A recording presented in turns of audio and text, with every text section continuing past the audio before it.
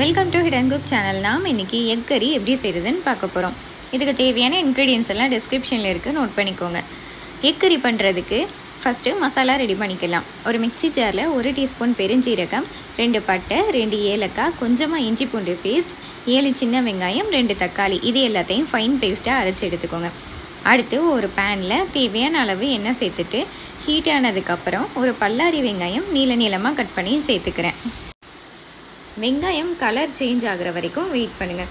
வெங்காயம் நல்லா வதங்கணும், அப்போ தான் கிரேவி நல்லா டெக்ஸ்டரோடையும் டேஸ்ட்டோடையும் இருக்கும். இப்போது வெங்காயம் கலர் சேஞ்ச் ஆகிடுச்சு. இது கூட கொஞ்சமாக கருவேப்பிலை, 1 டீஸ்பூன் சில்லி பவுடர் சேர்த்து வதக்கிக்கிறேன்.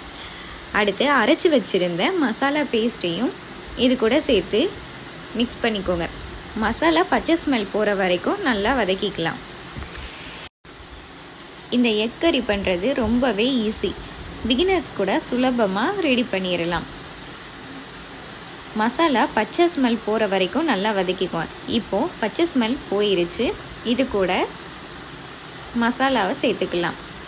1 teaspoon sambar powder, 1 teaspoon chicken masala powder, உங்கள் காரத்துக்கு தகுந்த மாதிரி சில்லி பவுடர் சேர்த்துக்கோங்க. சேர்த்துட்டு நல்லா எல்லாத்தையும் மிக்ஸ் பண்ணிக்கோங்க. மிக்ஸ் ஆனதுக்கப்புறமா 1 கப் தண்ணி சேர்த்துக்கிறேன்.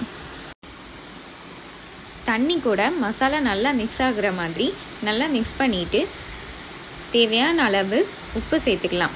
உப்பு சேர்த்துட்டு மூடி போட்டு கொதிக்கிற வரைக்கும் வெயிட் பண்ணுங்கள். அடுத்து ஒரு மிக்ஸி ஜாரில் 4 பீஸ் தேங்காய், பொட்டுக்கடலை 1/2 டீஸ்பூன், 2 முந்திரி, இது எல்லாத்தையும் ஃபைன் பேஸ்ட்டாக அரைச்சி எடுத்துக்கிறேன். நல்லா இப்போது கொதிச்சிருச்சு. இது கூட அரைச்சி வச்சுருந்த பேஸ்ட்டையும் இது கூட சேர்த்துக்கலாம். அப்போ தான் கிரேவி இன்னும் டேஸ்ட்டாக இருக்கும். தேங்காய் பேஸ்ட்டு சேர்த்ததுக்கப்புறமா நல்லா கொதி வந்ததுக்கப்புறம் முட்டையை இது கூட சேர்த்துக்கலாம். இந்த மாதிரி முட்டையை சேர்த்துக்கோங்க. நான் வீடியோவில் காட்டியிருக்கேன்ல, அதே மாதிரி முட்டையை நீங்கள் சேர்த்துக்கோங்க. நான் 4 முட்டை சேர்த்துருக்கேன்.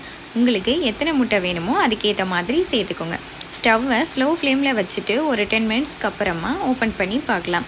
இப்போ பாருங்கள், கிரேவியும் முட்டையும் நல்லா ரெடியாகி வந்துருச்சு. சூப்பரான எக் கறி ரெடி ஆகிருச்சு. கண்டிப்பாக நீங்கள் இதை வீட்டில் ட்ரை பண்ணி பாருங்கள். இந்த எக் கறி chapati, dosa, idiyappam, variety rice, white rice, இது எல்லாத்துக்குமே பக்காவான காம்பினேஷனாக இருக்கும்.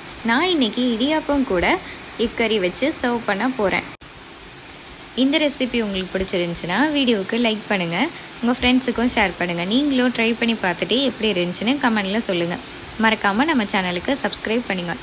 அப்படியே பக்கத்தில் இருக்க பெல் ஐக்கானை கிளிக் பண்ணிக்கோங்க.